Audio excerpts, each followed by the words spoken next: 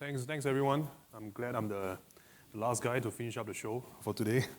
So today the topic we're going to talk about is something that's a little bit much more niche, not really widely discussed because it's mostly used, by threat actors. People always think it's utilized for bad stuff, but actually what we're really trying to push over here is for developers to be utilizing this as part of their SDLC or as part of their build when they're developing their software itself. So, clickbaity title, balancing the offense and defense, just to get you guys to come in. There's nothing much really for you to understand about what the talk is really going to be talking about, but let me dive into it. So, before we go into the talk proper, there's going to be a little bit of a disclaimer. When I was reading my own abstract that was written on the website, because I didn't want a trouble email to rewrite it for me, I realized that actually I utilize application obfuscation. But do note that today we'll only be focusing on Android obfuscation itself. The concepts are essentially the same. Whatever you can utilize in Android, you can utilize in other applications as well. But it's just that, we only done the research on the Android portion. I don't want to mislead you on other stuff as well. Later you come and chase after me and ask me, hey, why is this not working on the other stuff? So, a little bit about myself. I'm Pengfei. So I'm a cybersecurity engineer from the Advanced Cybersecurity Capabilities division, which is part of the cybersecurity group under GovTech. So it's very long division names. So you can just remember the acronyms for it, which is ACC, CSG, GovTech. Great. So my main job role within ACC itself, I'm a red team engineer. I do adversary simulations, pen testing, and vulnerability assessments, and all that kind of stuff. But on my side, I like to do a lot of tooling research. We generate some stuff, we present at different kind of conferences, such as SynCon, Black Hat, and of course, looking forward to maybe next year this year actually, 2023, maybe we can go to DEF CON itself. And of course, I'm a part-time community contributor. I help out with Division 0 events. We also do our own quarter within Division 0, it's called No Hats. So we run specialized events such as CTFs, student conferences, and all that kind of stuff. Great, so that's enough about myself. Let's start into the topic proper. So have you ever tried obfuscation? Because if you did, then all this stuff will actually make some sense to you. And if you didn't, well, that's what you're here for, right? We're here to learn a little bit more about obfuscation and how you can utilize it within your day-to-day development lifecycle itself. So what about obfuscation? If, just from the basis of reading about obfuscation, it sounds like Jordan Belfort trying to sell me his pink sheets. And he's got all the good security part and zero downside. You just have to keep using more and more and more. But is it really like that? Okay, let me tease you a little bit.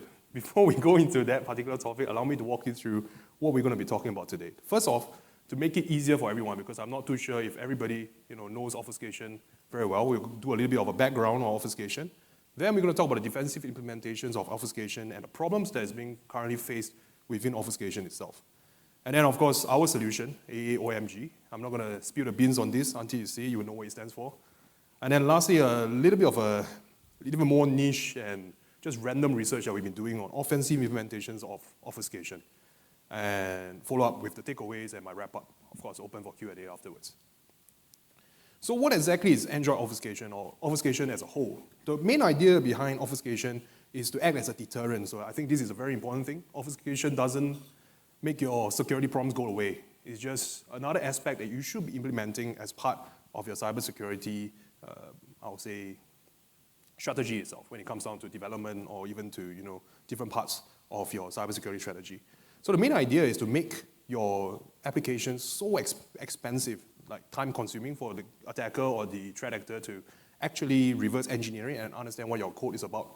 And random fact, of course, I like to drop these random facts. You'll see a few of them throughout this whole thing. Obfuscation actually being used as an offensive technique as well to bypass detection mechanisms such as WAFs, EDRs, and etc. So why is there a need for Android obfuscation? For you to understand that, you need to understand how does Android conduct its compilation and decompilation process. So let's start with compilation first. It's a very high overview. This stuff doesn't touch any part of the native layer. You're only looking at just Kotlin and Java itself, high-level programming language being packaged together into the APK. So Kotlin and Java will be compiled with Java-C into .class files, which then will be DEX into .dex files. Then the .dex files will actually be combined together with the Android manifest, config files, different kind of resources, whatever stuff like images, music, whatever they're looking at. And all these will then be bundled together into an APK, which is then signed, published onto the App Store, download it, you have it on your phone. So with such a simple compilation process, you would totally understand what I'm getting at when I'm talking about the decompilation process. Exactly the reverse. So you're coming out with an APK, you unbundle the APK, you get a DOCX file, you back-smally it to the smally file, and then you convert it to whatever that you're looking at previously on a high-level code itself. So look at it. This is just as simple as it gets. Top part is the smally file itself before it gets converted back into the same function, which you're seeing here. So both of what you're looking at is the same thing. All you're looking at is just a hello world class calling for a main method, which is calling a print hello method, which is just basically printing out hello world. Yeah. So you see, if you don't obfuscate your code, it's very easy for the attacker to do this entire decompilation process on your application, and he gets access to your entire, I would say, application logic, function, whatever it's going to be, secrets that you put inside your application itself. So what's the result without using any obfuscations? Well, I'm going to quote some statistics here as usual. Numbers to what make people rile up regarding a cybersecurity problem statement. So repackaging. Repackaging comes in with, being Play Store is not the only source of truth for you to download applications. There's a lot of third-party application providers such as Pure APK, etc. So a lot of people actually, threat actors actually go on to steal these applications, decompile it, repackage it with a malicious intent, upload it onto these third-party marketplaces, and trick people to download it. So the last time I done research on the numbers, we're looking at somewhere between 5 to 13% of the entirety of applications available on the internet actually are repackaged applications. So this will cause, of course, malicious intent. The APTs could be tricking people to download real software, but actually it's actually meant to be stuff that steals things from your phone or even steal your credit card details. And then, of course, secondly, the leak of application functions that I showed you guys demonstrated earlier through the decompilation process, how you can get the source code back. And this is the favorite marketing term, increased attack surface. So yeah, definitely we're going to put that in. And of course, many, many more, but we'll only be focusing on solving a few of them here today. So with that being said, obfuscation has never been a new concept. Obfuscation has been around, I don't know, definitely older than me. So obfuscation has been around for many, many years within even normal application itself, like Windows applications, or even back then, Unix applications itself, you have different kind of obfuscation being around. So today, some of the defensive obfuscation techniques that has been known to the world is still the same. They never really evolved much. So we're just going to quote a few here. What you see right now in bold are what we're going to go into a little bit more details. They are generally the simpler ones so that you're able to understand what exactly is happening behind every single obfuscation process itself. The ones that is not in bold, I'll just briefly cover them, and we'll talk a little bit more as I go through the talk itself. So the first one, renaming obfuscation. As the name suggests, I think it's quite simple, followed by control flow, junk code insertion, reflection, stream encryption, dynamic loading. These are just some examples. Let's dive a little bit deeper. So the first one is renaming obfuscation. If you look at the left side, you will see how the original source code looked like before you actually obfuscate it, which is on the right side. So on the left side, you can clearly tell, you have like a calculate payroll function, and then from there, you're calling this employee, update employee salary, yada, yada, and distribute the check itself. But once you obfuscate that, to a normal human being like myself, that doesn't make much more sense as the one on the left. It's just A, B, B, A, and this requires a much longer time for me to understand what exactly is this function doing. So you can see from here what obfuscation is supposed to do. It's supposed to waste your time. Irritate you and waste your time. So for this particular function, I'm just going to cover a little bit of the pros and cons. The pros definitely is the easiest to obfuscate and least amount of overhead. It doesn't add anything. It actually helps you remove lines of code, if anything. And it's relatively easy to reverse. Of course, for the cons, it's relatively easy to reverse if it's not combined with other obfuscation techniques. Next one is a control flow obfuscation. Well, control flow obfuscation also is supposed to irritate you because as you can see on the left-hand side, the entire function itself is very clear. Every step is supposed to be doing what. Once it's obfuscated, you can realize that they added in extra stuff, extra loops, extra points. So when the pointer actually points to another location, it actually does nothing but it just calls for a separate thing. It's just basically wasting your time. So this makes it more difficult to reverse engineer because now, instead of just looking at the names and all that kind of stuff, you have to understand the logic behind this particular application, what exactly it's doing. And the cons, of course, is going to impact the runtime performance of your function, of your application itself, because now you're adding in, extra loops, extra stuff for the processors to process when you're running your application itself. And last one that we're going to cover today is, of course, string encryption. This, of course, is just a really high overview. So you have any questions regarding different types of applications itself, just let us know. Different types of obfuscation techniques itself, just let us know. So this one is string encryption. I mean, it's as simple as the name suggests. You basically just encrypt every single string that is supposed to be displayed within your application. And this makes your life extremely difficult as a reverse engineer because you have to find the decryption function, then you have to figure out at which point do they do the encryption, and then you override the particular encryption method to actually try to decrypt it. I hate it. So when I do mobile pen testing, when I see this kind of stuff, usually I pass it to my colleague to do. No, I'm just kidding. My bosses are here, so I cannot say this kind of thing. Yeah. So is it all good then? Since you see there's so many different things that's going on. Well, of course it's not. That's why we put on the pros and cons, right? So there's always going to be a few problems with how obfuscation is being carried out and how individual developers come up with their strategy of doing obfuscation. So the problem, okay, these are not the problems. These are great tools. So I'm just putting the problems as a placeholder over here. So at the start, ProGuard is been the oldest in the business, if I'm not wrong. I mean, 15 plus years of just doing obfuscation techniques for Android, R8 as well. Both are open source tools which are utilized by developers every single day to obfuscate their code. But what they don't provide is overhead calculation. They don't provide things such as easy migration of different kind of combination of obfuscation techniques. You just click, check boxes. Oh, I want this, I want this, I want this. It's like you go into a candy store. You don't know what's the price, and you just say, I want this, I want this, I want this. And when by the time you get the receipt comes, you'll be like, oh, shoot, it's so expensive. Yeah, so that's the biggest problem with our current tools that's being utilized for obfuscation. We'll dive a little bit deeper. I'll try to break it down for you. Of course, there's more problems than just the first problems that I mentioned. The first one, of course, is maintaining application performance. You could almost say this is a subset of the second problem, which I feel it is, but I feel it's important enough for it to be highlighted as a separate problem itself. So the second one is going to be achieving optimal contextualized obfuscation. Very big words. We'll go into it in a little bit. So let's start off with the first problem, maintaining application performance. Let's say we have three different kind of obfuscation techniques here. This is what you have seen earlier: dynamic loading, control flow obfuscation, and string encryption.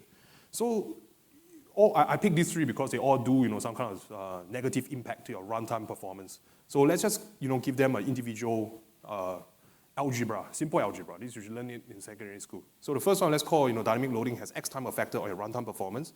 Control flow obfuscation has Y time effect on your runtime performance, and for string encryption, it's going to be Z time affected. So let's do a simple combo. Let's say, for example, you combine two obfuscation methods together. You have dynamic loading and you have control flow obfuscation. The performance, you would think, in theory, would just be X times Y, correct? Same for, like we change it to string encryption, you'll be X times Z. And of course, you add all three together, it's going to be X, Y, Z. But when we were running experiments in this particular context, that's actually not the case. So here is some real results that we actually ran on different APKs that we pulled down from the App Store. And then we of course, decompiled it, obfuscated it, recompiled it, and then signed it with my own key, and then after that, we ran it. So the developers didn't share the source code with us. So this is what we did. We just wanted to see how do they react in such a case when it comes down to obfuscation and de-obfuscation itself. So on the left-hand side, on the default column, this is how long the app, or what is the performance of this particular application when there's no obfuscation done. Then you look at the second column, which is after it's obfuscated by ProGuard, and what is obfuscated with R8. Oh, I'm sorry, I forgot to mention, every single combination for ProGuard and R8 is exactly the same for each application that we utilize here to, of course, make the experiments fair. So you can clearly see there's an overhead increase every single time we run with different things, except for, of course, there's an outlier or APK4, actually ran faster than the previous default itself. So why does that happen? There's only one conclusion to this particular problem, which means obfuscation's negative impact actually depends on the developer's implementation of the obfuscation techniques. So that means ProGuard implemented it differently and R8 implemented differently. Then when they run it, it actually gives you different results. So clearly, you cannot predict this kind of problem. So definitely it's going to be a problem. It's going to be a huge problem for you to choose which exact good combination of obfuscation techniques that can allow optimal app performance to happen when you're running your application itself. So this requires a lot of trial and error, and there's no clear performance indicator of each technique or combination. So this is a big problem. Remember this is problem number one. Now let's go to problem number two, achieving optimal contextualized obfuscation. So let me just dive a little bit into the big words here. I just keep trying to summarize stuff. So I've been replacing different words with just one word. Contextualized obfuscation basically means this particular amount of obfuscation technique that you're utilizing for your application is contextualized to your app. So let's say a bank, you have two applications, one for your clients and one for your internal employees. Well, definitely for your client, you have to expect it to have the least amount of negative performance impact when you obfuscate it. But for your internal one, maybe it's not so much because it's for internal consumption itself. So when that happens, how do you then pick the correct obfuscation techniques? Do you just go with the same ones? Or do you actually compare and choose which exact functionalities of these particular obfuscation techniques comes into play? So over here, we have, I would like to call this the pool, the experiment pool, okay? I don't want to list down like 300 different obfuscation techniques and tell you exactly which one is going on, so we just go through 4 of them. The first one is renaming obfuscation. As you can see, I broke it down into 3 separate different kind of categories that we're looking at. The first one is how difficult is it to reverse engineer this particular obfuscation technique. Then, of course, changes that's required to your runtime performance. Then follow up with, does it cause significant changes to the size of application? Because that's very important when it comes down to native apps that's running on your phone itself. Then junk code injection as well. So I'm not going to go into much details because I think it's pretty self-explanatory. And I will constantly refer back to this slide as we go into the next few slides. So here comes the experiment. Let's say there's an app A and an app B. For app A, as what I mentioned earlier, it's going to be like a hybrid app. It's not very resource intensive and it's not very size sensitive. Of course, in a real life scenario, there won't just be 3 real user requirements. There's going to be way more than that. So you've got to take that into context. And then for app B, it's a native app. Could be a game, could be something that requires a lot of processing power to run on your phone. So definitely going to be resource intensive and size insensitive because you're going to be playing like videos or other kind of assets that's required. And just to spice things up a little bit, you can only pick 3 obfuscation methods from the pool of 4. So which would you pick? Generally, as a normal developer, I want to go with the strongest. I want to go, with the hardest for it to reverse engineer, which means I'll be picking renaming obfuscation, dynamic loading, and string encryption. I'll be passing on the easy one, which is junk code injection, just basically injecting nonsensical stuff to make it harder for people to reverse engineer. But is that really the case? Can you really utilize it for both applications, given the context over here? Hopefully the answer is no, because nobody's responding to me. But I hope the answer in your head is no, because that's correct. And you have to swap out based on what kind of user requirements or what kind of contextualized support your application require, which is why over here, as you can see from app B, we're looking at something that's resource intensive, size sensitive. Then you cannot just go with something that's both have changes to your runtime performance, which is dynamic loading and string encryption. You got to bump one out. So I picked string encryption to be bumped out because not just string encryption don't just do like changes to your runtime performance, but you also significantly increase the size of application because now you need to add in like encryption classes, decryption classes, runtime, like where do you run these particular decryption classes and all that kind of stuff. So bumping that out, that's when we realized that we have enough space to throw in junk code injection. But this is just a very, very simple example, very high level. Obfuscation generally gets a little bit more complicated than that. So this brings me to our second problem, which is contextualized obfuscation on different applications is actually extremely difficult to achieve without prior knowledge on attributes of every single obfuscation method. Do we want to get all our developers to be obfuscation certified? I don't think so, because how do we prove it? Do we just give them an MCQ and you tell me how expensive is this obfuscation method going to be? So we can't, which is why we have a problem.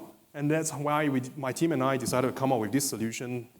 This research started back in 2019. So we call it AAOMG. I mean, clearly the acronym is great. That's why we stuck with it. So it's known as an automated end-job obfuscation model generator, and we added platform at the end just for marketing purposes. I'm just kidding. Yeah. So how exactly does it work when it comes down to this particular platform? What happened is that all you really have to focus on is the app analysis system and a playbooks database. So clearly it's a web application. We're looking at something that's able to load in your APK and does everything in the back end. And of course, we also have an event trigger automation server, which you will see a little bit in the demo video itself. So what I've asked you to focus on is also highlighted here, the app analysis system and the playbook system. But before that, I want to cover something that's much more important, the backbone of what this system is built upon, which is obfuscation technique categorization. Customized scoring system based on reversing difficulty, performance impact, and potential size impact.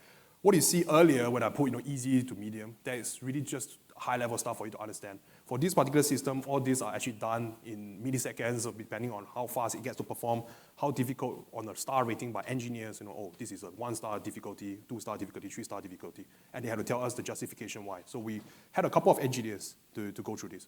Actually, let me explain it to you in the next slide, because I have that prepared up.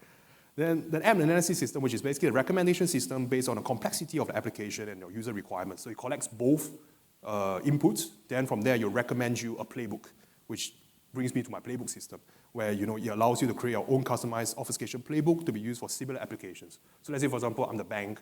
I created version 1. Now version 2 is ready to be pushed. Do I have to constantly use the same ProGuard rule set that I'm utilizing? You don't have to. You just store this particular thing in the playbook, rerun this playbook on the same application. You can even CI/CD that stuff. It makes it much easier. So let's go first into the obfuscation technique categorization. This is done through our experimentation test bed. So we have engineers who is evaluating the difficulty of reversing obfuscation techniques, both singular technique and combined techniques. So engineers such as myself, who has done fieldwork before, we sit down and then we look at it, and when we try, different techniques, be singular just by itself, or what happens when you combine like 3 different ones, 5 different ones, 6 different ones, how difficult is it going to be? Then we give it a rating. This is done, as I said, in the score system.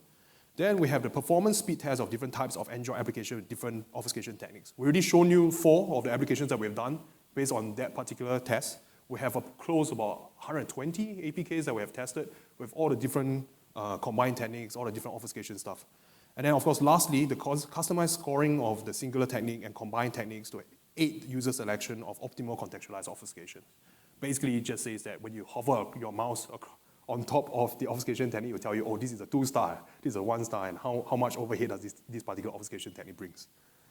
Next, of course, is the app analysis system, which basically contains an automated sandbox that runs the uploaded APK to determine the default runtime performance. This one is actually extremely simple. We just created a sandbox on Docker, and then we just ran it. Then it just tells us, oh, what's the MS it took for this particular app to start up. Nothing too fancy. I mean, the words here seem very fancy, but nothing too fancy here. And then it also takes in the user input for maximum overhead. So that means, let's say, for example, I'm the developer. Let's say my app takes about 190 milliseconds to run.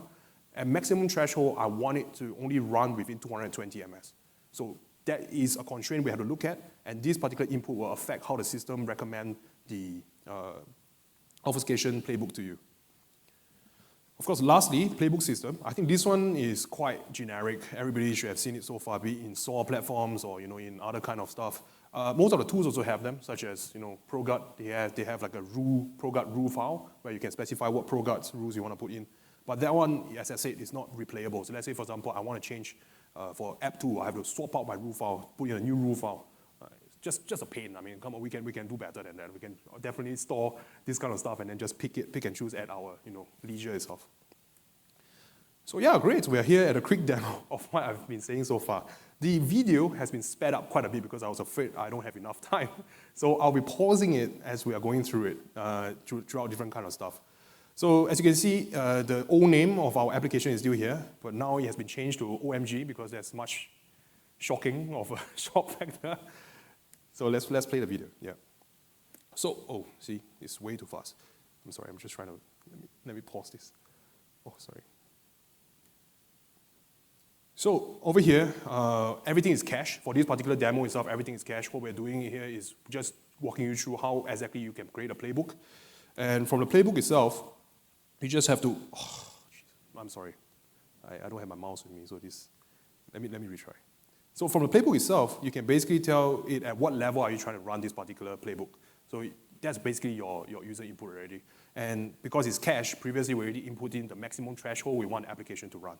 So over here, you just have to upload your application, which is already cached, and that's why you will see it straight away being generated. We went with the 3 easiest so that this demo doesn't take too long to implement. And once you're ready, all you have to do is just select your application, upload it. It's going to take a little bit.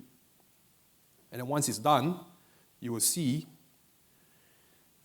yes, all the different lines of codes or obfuscation that has been changed on your APK so far. So this allows you to see exactly what is the size changes. I don't know whether it's a bit too small. This is better? Okay, this is better. So you can see the size difference between the two obfuscated and unobfuscated itself. So you can decide for you whether this playbook fits your needs or you have even more leeway for you to play around with. Then, sorry. Oh no. Oh no. Okay. Oh. Can I escape again? Yeah. Let me bring this back. Sorry, this video is not working very well. So let's jump ahead. Okay. So once that's done, what's going to happen is that we're going to, of course, test if the APK works. This APK is just a simple diary APK that we pull off from the store. App Store itself. And as you can clearly see, every single thing works like magic. Then what we're going to demonstrate over here is actually our CI/CD pipeline usability. What happened is you're able to just upload, we have designed a script, you're just able to upload your APK file within this particular folder, tell them which exact playbook you want to run, and then subsequently from there, you'll be able to retrieve this particular file from our server itself. Just going to speed it up. Okay, great. Sorry, maybe, oh, gee. I'm sorry. Okay, so here, I'll just let it run. I won't touch it anymore. So once it's done, we will test the APK again. As you can clearly see, it's the same application, it still works. Okay, this is not the end yet, guys, it's just for the demo video itself. So that's it. Well, for future works, we're really looking at, because right now, I think a lot of you have a lot of questions exactly to how do I, decide on what's the wiggle room, because I can't 100% tell you that this thing will only add 15% overhead to your application. How do I decide, how exactly, what's max amount of overhead you'll be expecting within your application? Well, that right now is hard-coded to 5% on top of what the system returns to us. So let's say, for example, the system tells us it's going to be 15%, we will tell you it's 20%. But that's, of course, not intuitive, and it's definitely, it's not going to be usable for most developers, which is why if we were to continue working on this particular project, we'll actually train a machine learning model with the results that we get from the experiments. Then subsequently from there, we'll see how we can better recommend the optimal obfuscation playbook using the results that's been generated. So hopefully with a confidence score from the model itself, they're able to tell us, oh, I'm quite confident that this overhead is going to be like 17%, 18%. Then we just rely on a machine learning model to be the one who gives us the input itself, rather than I hard-code it. Then streamline integration, because as I mentioned earlier, every single obfuscation method that's being utilized within this application itself is coded by us. We're not the best obfuscation technique coders, because there's people in the industry for 15, 20 years. Why are we reinventing the wheel? So we want to streamline the integration between open source tools such as ProGut, R8, how we can utilize what they have already coded, since it's open source anyway. Yeah, so see how we can utilize that particular part and add it into the system itself. And of course, lastly, if you have paid attention to the video just now, you realize everything is running on local host. So how can we ensure constant uptime of the system and easy deployment wherever you want to do? Definitely by cloudifying everything and push it on to become a pipeline on AWS, instead of hosting it on your local host, like hosting the APK on local host, maybe on an S3 bucket or something, so it's for easier calling itself. And yeah, that's it. No, I'm just kidding. That's not it. If you refer to the thing itself, you realize there's more stuff that we want to talk about. So let's get into something that I personally find extremely fun when I was doing this research itself, which is offensive obfuscation. So it's just a random new research that a bunch of us came up with. I'm not too sure who was the guy who went to the toilet and came back with the idea. But what happened if we try to drop a zip bomb on anyone that try to decompile code? So basically try to trash the other guy's computer. You try to decompile my code, I make sure that your computer freezes or something. So I just want to put a disclaimer here for these particular techniques that we created. To me, I feel it's very trolly. It's like last time on MSN, your friend will send you a link, you click, and you generate a JavaScript advertisement that you can never close. That really haunted me for forever when I was 13 years old. So I felt the same way when I created these particular techniques itself. And it's definitely untested within the system, obfuscation system, or even on real APKs. I mean, we did test it against real APKs, but we never really tested it for real-world usage. So it may be useless, I'm not too sure, but I felt it was something cool and we really wanted to share with you guys. So we hope these particular obfuscation methods will actually help to inspire more engineers to be the ones to come up with more obfuscation methods that are offensive in nature or even just novel by itself, because a lot of the old stuff people already know. So let's say, for example, just now when I mentioned string encryption, all the guys who work in pen testing knows the pain, and we know exactly how we're going to overcome that particular thing. So it's like a cat and mouse game. We always got to be one step ahead of the people like myself who keep reverse engineering applications. So hopefully it helps to inspire engineers to come up with more trolly or more novel ideas behind obfuscation. We have a lot of ideas, but this is just one because, yeah, I don't really have much time. I think I have another 10 minutes. So this one is actually based off an article that we read, which my friend who's sitting among the audience, Aizudin, actually read. So it's based off EvoSocket's fieldwork. So EvoSocket is the dude, who is in pen testing, definitely. So one day, I was reading his blog, and then he said, me and my friend Matthew, we actually try to reverse engineer this particular APK, and it just freezes every single editor, every single decompilation tool that I throw at it, until I use APK tools. But when I ran APK tools, all the functions were in gibberish. So can you imagine? Every single function name was in gibberish. You just don't know exactly how is it going on. So, but of course, for the guy, he was just demonstrating, how did he overcome that problem. But to us, that was like, wow, that's a great idea. What if we just inject in junk and we see how we can crash other people's editors? So we tested with that, and we planted in a huge amount of ginormous, UTF characters to the app before we build it and compile it, for usage. And we realized that when you decompile it, it crashes traditional editors like LeafPad, Notepad++, Notepad. And interestingly enough, the commonly used decompilation tools won't be able to decompile these APKs at all. Like Dex to jar just crashes with an error, tell you that, oh, there's an issue here. You don't exactly know what's the error. And then JetX just shows you a very generic white screen, which looks beautiful, but basically does nothing.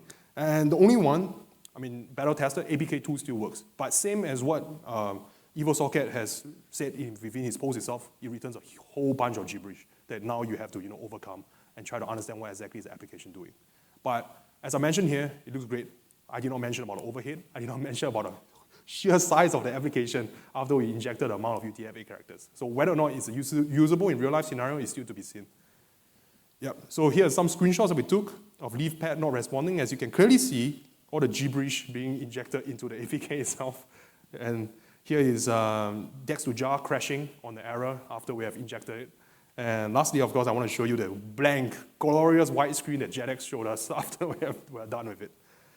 So yeah, so at the end of this offensive obfuscation sharing, I really just want to say, there's always hope for people who is able to create more novel ideas of how you want to conduct obfuscation. And I hope, this actually helps you to realize that you really need to develop an obfuscation strategy for your developers, no matter what kind of application they're developing.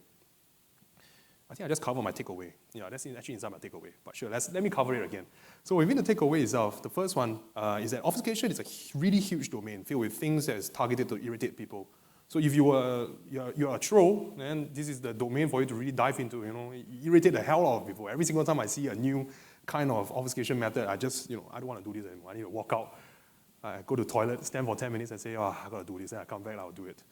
So there's quite a lot of papers that's been released, actually, even from my professors back in my university. One of my professors, Vivek Balachandran, he released a lot of mobile obfuscation papers about different kind of novel ideas that's being pushed out. But it's just not enough.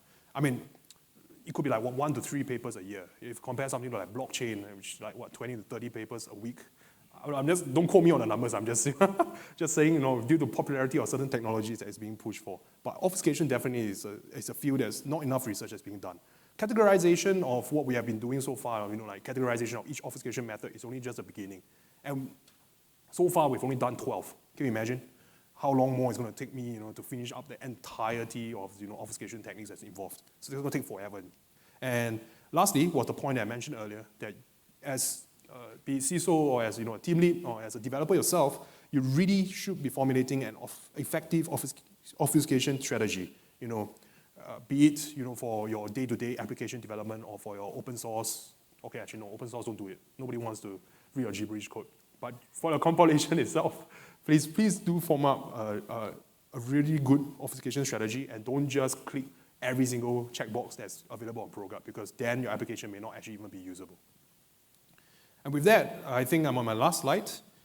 I'm 5 minutes ahead of time, great. So this is a huge shout out to my teammates, Hong Shen and Wei Han, who can't make it today, and now of course Aizudin, who is sitting among the audience. And I got to say, obfuscation was one of the nichest research I've ever embarked on. It was also one of the most hilarious. We just come up with random stuff. Hey, how about we throw a zip bomb? Once he decompiled the code, there's a huge zip bomb, and he just crashes his com. Just sad to say that actually didn't work. We will try our best to be open sourcing this project once SynCon concludes. You can follow me on GitHub if it's going to be sent out. It's FA-Pengfei. Quite easy to remember. So you just search me out on GitHub. If you see it available, then yeah, that's when we released it. Yeah, I think that's all. That's all from me. If you have any questions, I could take them now. Thank you. All right. Any questions for Pengfei here? Going once, going twice. All right. As a reverse engineer myself, I always don't like to listen to talks that make my life difficult. But yeah, just kidding, just kidding. But it's a very interesting talk. So let us give a round of applause. Thank you. Thank you.